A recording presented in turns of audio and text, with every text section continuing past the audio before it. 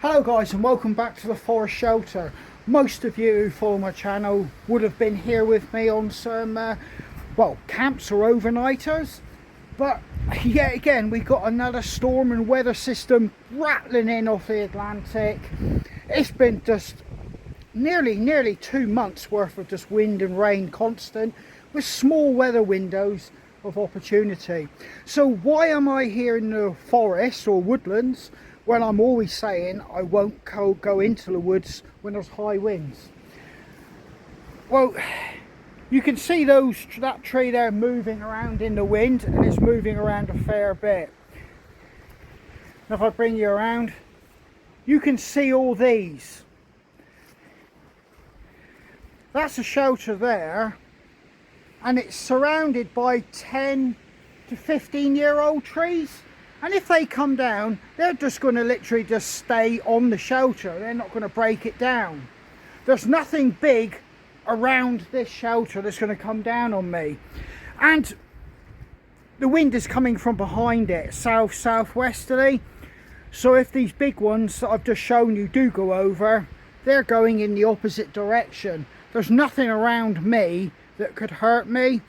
Plus, if it's torrential rain, which it says it's going to be, I'm not going to get soaking wet in there, or get the weather conditions hit me so bad it becomes miserable. But it's going to be a fantastic overnighter. It's the last one of the year, so I'm determined to enjoy my time here out in the woods when most people couldn't even consider going out here. So what I'm going to do, I'm going to start unpacking some bits and bobs. I just want to get a cup of coffee on the go, but I've still got to be discreet. I've got about another 40 minutes of dog walking, light, which I could realistically expect to see a dog walker here. Although I don't think that's likely on a day like today. And it being Friday and coming into the New Year celebrations, I think most people will be huddled up by the fire and getting themselves ready for the New Year celebrations. But for me, I'm going to start getting some of my kit out.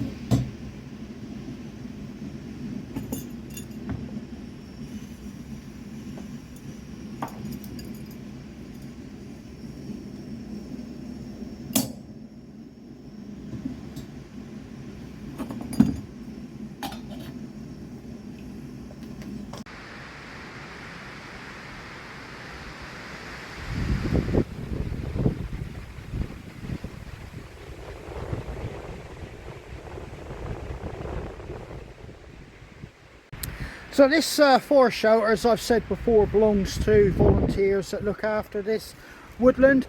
So it's not mine, so I always treat it with respect. There's never any mess, nobody would ever know I would been here. But it's a fantastic backup for me to get out and do an overnighter in the woodlands.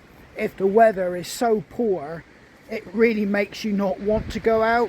I've got a hard roof over me, and some people might say that's a little bit like cheating, but it's really not, because it's absolutely fantastic just to be able to get out here and experience the woodland, even when the weather conditions, like I said, dictate for most people they wouldn't want to go out. So I feel really privileged that I can sneak down here and get out here when the weather conditions are like this. I'm probably having to shout now.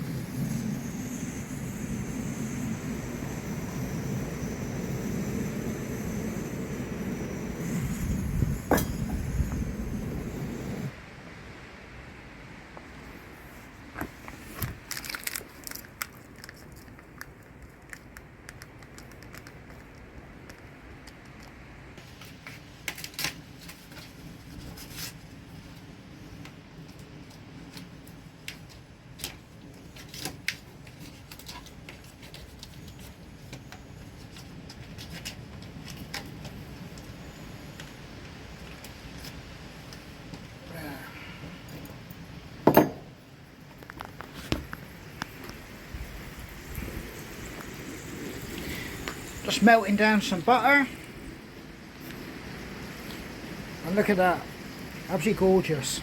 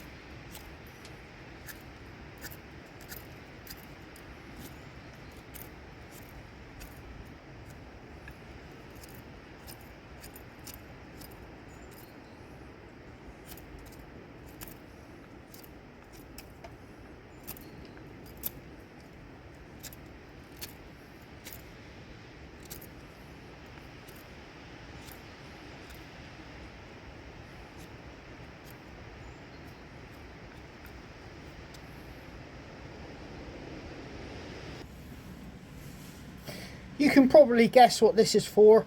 This is my steak fork. So I can actually turn the steak over in the pan. And it's as simple a bushcraft object as you can get. But it's ideal for cooking. Oh, and the bushcraft knife. Done this. A free old horseshoe. You can do this and you can bushcraft with it. I'm actually chuffed to pieces with this. So yeah, I forged this and heat treated it, and it does seem to have a slightly better edge for heat treating, and it does seem to last a little while. I've used it since I've made it for cutting open cardboard, using it cut string. When I was doing the garden fence, I was using it to cut slivers of wood, and it was actually doing the job fine. I've put a new edge on it to come out now, and it's razor sharp. And if it holds an edge through all my bushcrafting activities till I get home and then resharpen it before coming out, there isn't really going to be a problem for me. And I really like the novel idea it was a horseshoe, a working horseshoe. Oh, and you've seen me earlier with my gas stove. It's also a handy hammer. Yeah, so you tell me that I'm cheating while I've got this at my disposal. I'm having a coffee and I'm just stood here enjoying the woodlands while it's a raging wind. It's not a full storm, but I think they're due snow up north and stronger winds. But down here, it's plenty strong enough. You wouldn't want to be under a tarp in the woodlands tonight. Those trees are really swaying. You wouldn't want to be a lumberjack going up that today, having to take the crown off that tree. So that steak, to treat myself, because it is the last wild camp of the year of 2023, cost me the grand sum of £2.94, which is a hefty sum for me to come wild camping, but once in a while. And it's probably less than what a lot of other people pay for steaks.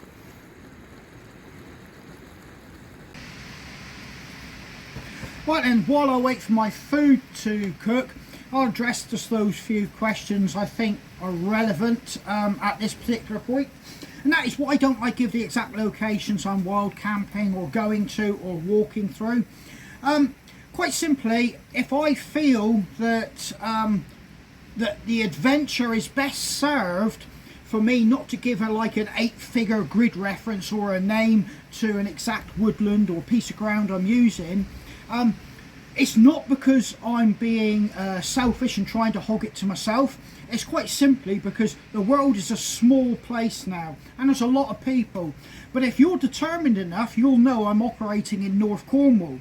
And from North Cornwall, if you were to Google Maps, search through images of the areas that are in North Cornwall, and to actually listen to some of the information that might be given away and the visual clues in the video, I'm sure you will stumble across the locations I'm using or going to, and in that way it keeps the adventure alive for you.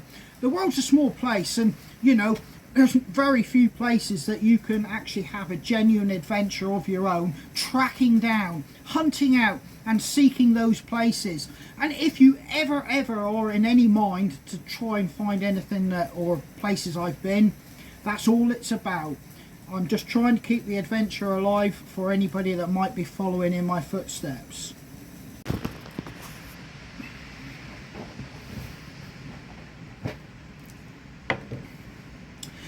Another question is, where can you get any of the hiking sticks I make? Now, I do sell online through eBay. I've tried Etsy, but it's not my favourite forum.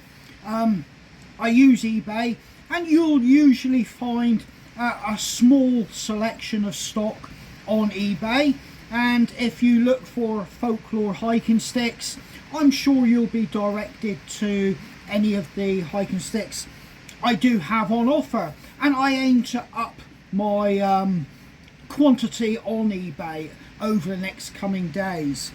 But putting that to one side, if you contact me through my Facebook page Folklore Hiking and Country Walking Sticks, you can message me, discuss anything hiking stick related, and I've started incorporating a little bit of my wild camping and outdoors experience, because quite simply it's all beginning to merge as was intended. It was all beginning to merge into one broad outdoors topic.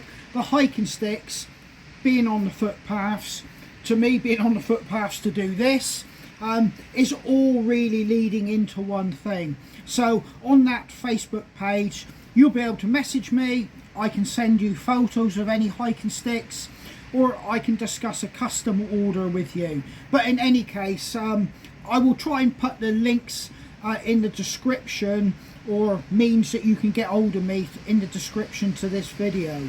So that's if I can work out how to do it, but I will endeavour to do that. Right, I'm finished with this one. I've cooked my steak, but obviously it's of no value to me now, because quite simply it was handling raw meat. That's cooked there now, and I don't want to contaminate it. But yeah, beautiful. I'm just waiting on the pasta, then I'll put it all together and heat it up together. So I just want to get this actually hydrated. I'm getting hungry now. It has really gone dark. You might just hear the rain on the roof.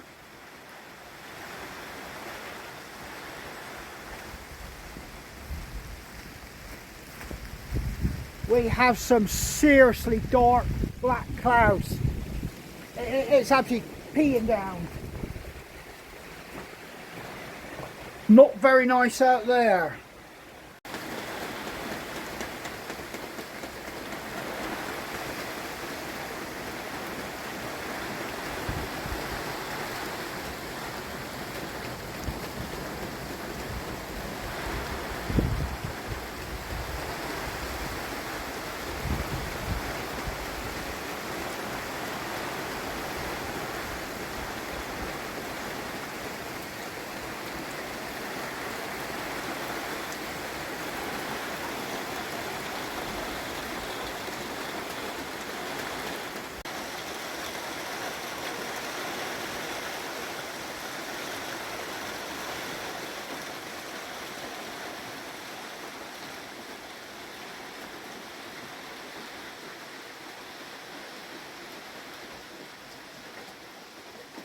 So if you're wondering whatever happened to my tea, well, I'm just about to eat it.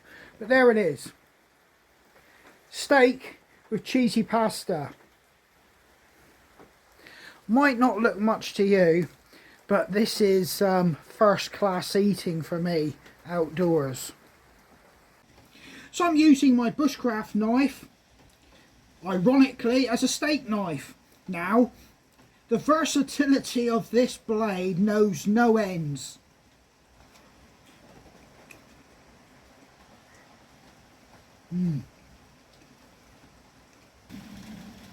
Well then guys, I'm not going to see any dog walkers now, so I'll be able to get my bed system out.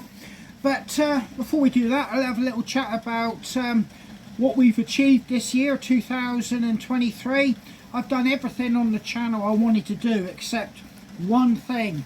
I've done all the wild camping, the hiking, I took you to the coast, I took you to the high moors where we've wild camped beside a farm, we've wild camped beside a river, we've been back to some of my childhood places. We've had a fantastic time this year, having a look around and doing everything I wanted to do and bring you guys along.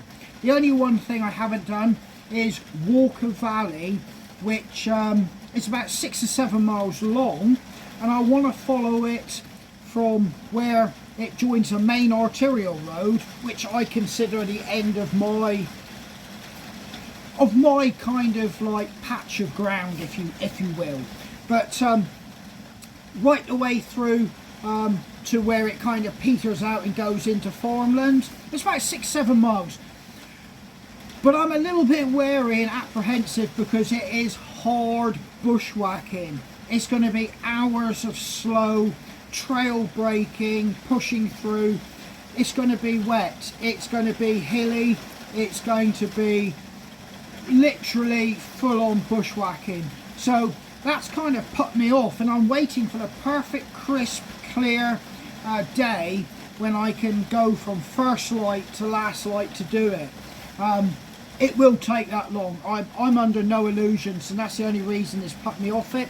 Why do I want to do it? Because if you live somewhere, and I've been to several parts of this valley in the woods, but I want to join the dots, join it all together.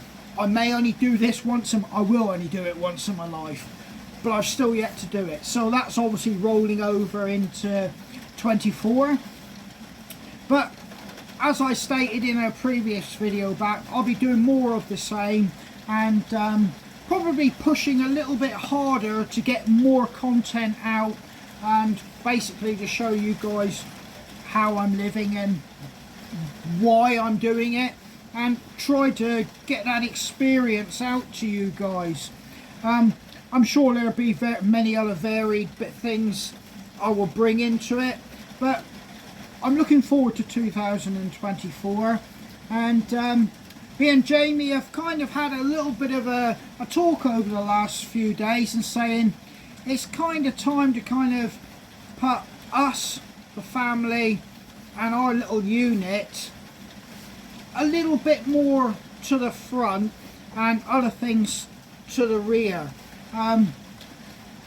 There's been many things that have brought us to that conclusion, but yeah, we're at that point in life we're beginning to realise we need to focus on ourselves. As selfish as that may sound, we both realise that time-wise and in the time frame of life that, you know, and in the grand scheme of things, we may not have money, but we do have the ability at the moment to enjoy what we have on offer here. So we're going to take full advantage of it. Life is short. Anyway, I'm going to get my roll mat out, get this cup of coffee, and then start thinking about getting ready for this evening.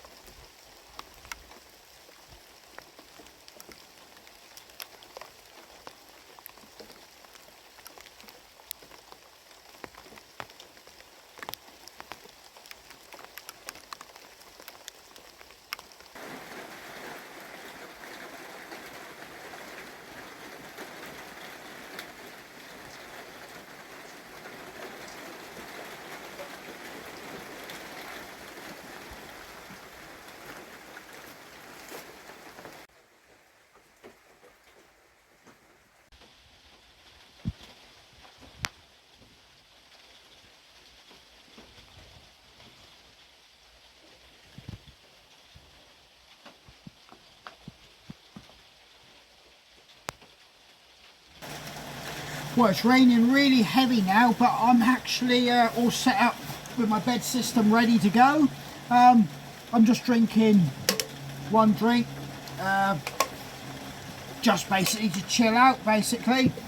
But boy, it's really nice being in the woods with this rain and the wind, and I'm safely tucked away under a hard roof and shelter. I'm as close to being in the woods as you can actually get. So I've still got that real good chill out factor. I'm in the woods, I can feel nature, I can smell it, I can hear it, and yeah, it just feels good, and I'm really feeling relaxed and enjoying this.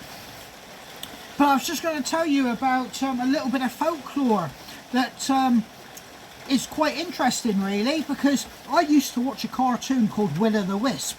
Now, it was really entertaining, and it entertained thousands of us kids back in the day.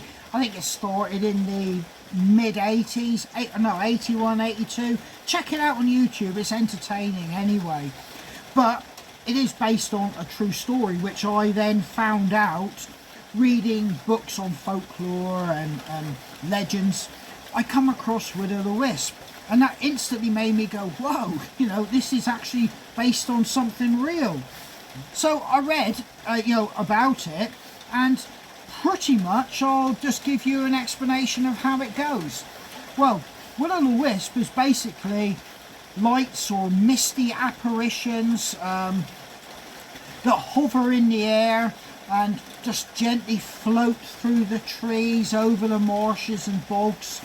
And the unwary traveller will see these lights and this fluorescent like mist and think that they're heading towards a homestead, or these lights are way markers through difficult terrain. But it's not very long before they realise they're hopelessly lost and can't find their way back to the true path. And they are at the mercy of these entities and the lights themselves. And some people say they're mischievous, some people have said that they have evil intent. But in any case, the traveller is hopelessly lost and totally at the mercy of these lights once they've strayed off the path. Now, this story is kind of not unique to the British Isles. There are variants or versions of it on the continent in Europe, and indeed each region may have a slight different adaptation to it, but it all follows the same vein, these lights enticing travellers off the proven path and getting hopelessly lost. And for us down here, it's either fairies, entities, ghosts or spirits. So you can take your pick what you believe in there. But yeah, it's just quite interesting, because how many times I've been out in the woods or out wild camping or bushcrafting, and you see lights just twinkling off in the distance, and you think to yourself, yeah, that's a house over there, and next thing it looks like it's moved, and then you look again and has it moved again, you know, and you know there's no road there. So, you know, is it Will o' the Wisp, or is it just your mind playing tricks on you in the dark? But I guess that's what folklore is all about, and you have to make your own mind up and make your own beliefs. Well, I'm going to finish my drink, and then I'm going to climb into my sleep system and get an early night, because it's going to be a late one on New Year's Eve. Not because I'm partying and drinking. We'll just see it in, have a few drinks, and you know, the kids always stay up as well. So although saying that, I think there's been several years I've been found asleep on the sofa and had to be shaken and woke up and say, it's nearly New Year's Eve, get ready. So yeah, I'm going to finish this up, get some sleep, and try to make it through to New Year's Eve without having to go for an old man's nap. So yeah, catch you in the morning. Well, it's 5:30 in the morning, and I've got to start getting up, getting packed up, and getting a drink and getting something to eat. I've got to be out of here by 7. Unfortunately, this woodland is used heavily by dog walkers, and it's the New Year weekend, so there'll be a lot of people kicking around, obviously at home, and doing the family thing for New Year, and that will involve walking the dogs. So yeah, I've got to make myself scarce.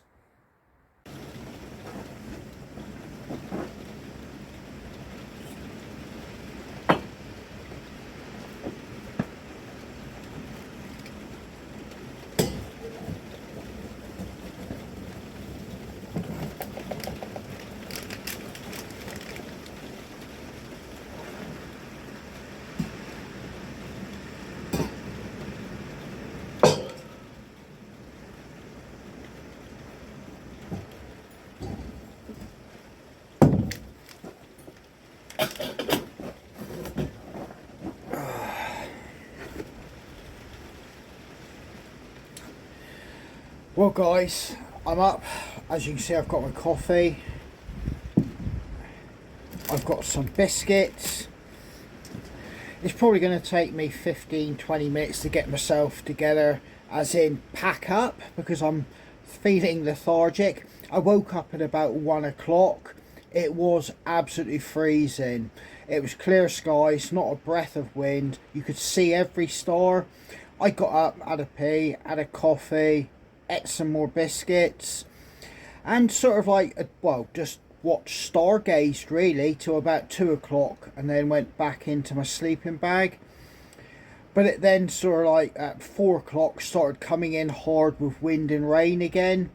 So yeah, it wasn't the most peaceful of sleeps, but I've been watching the brightest star in the sky. I can't remember its name, but I've been watching it and tracking it across the sky every time I peep out my sleeping bag, just seeing where it is in relation to where I am. And it's quite fascinating to think that, we're spinning around and that's moving across the sky.